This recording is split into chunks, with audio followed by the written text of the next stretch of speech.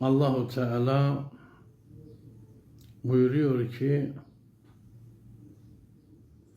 Estaizu billah ve atasimu bihablillahi cemi'en ve la teferraku. Hep beraber Allah'ın ipine sarılın ve bölünmeyin. Bölünmeyin. Kana Resulullah zaten yevmin jalisen fil mescid. Bir gün Peygamberimiz camide oturmuşlardı. Ve ashabuhu havlehu. Peygamberimizin ashabı da Peygamberimizin etrafındaydı. Fekale lehum yetlu aleykum reculun min ehlil cenneh yes'elu amma ya'nihi yes'elu amma ya'nihi.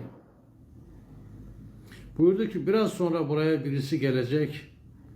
O cennet ehli birisidir.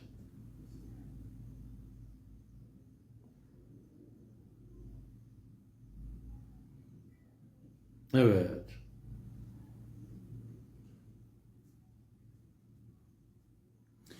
Ve sadece amma ya'nihi kendisine ait olan, kendisine alakadar eden şeyleri sorar.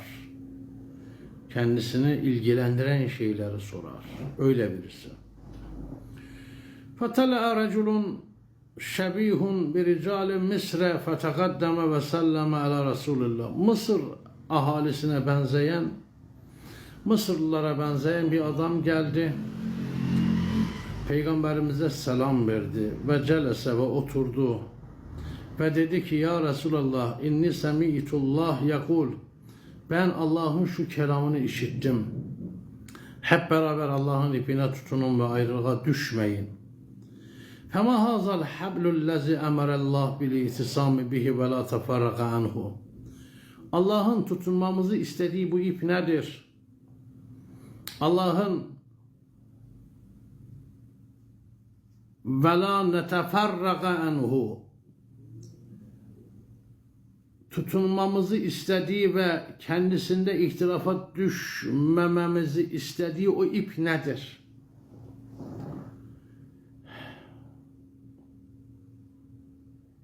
فَأَتْرَقَ سَاءَةً ثُمَّ رَأَسَهُ ثُمَّ رَفَعَ رَأْسَهُ. Peygamber bir müddet başını aşağı sarkıttı, sükût etti bir müddet. Sonra başını kaldırdı ve eşare ila Ali ibn Ebi Talib.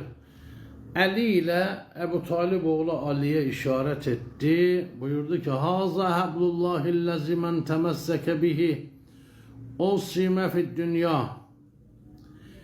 Allah'ın sağlam ipi budur. Ali'dir.